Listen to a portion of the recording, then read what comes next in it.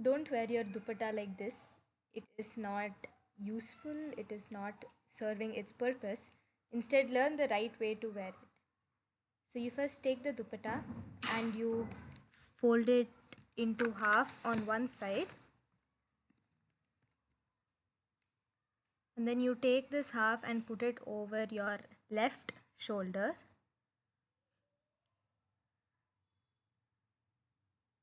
Length, like adjust the length according to your comfort, and make sure to spread it out neatly.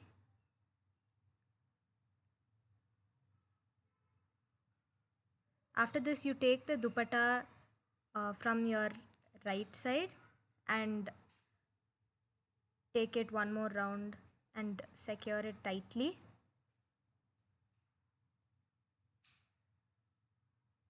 It's better to tuck it in on one of the sides rather than in the front or the back. You can also tuck in your braid inside the dupatta so that it does not bother you while dancing.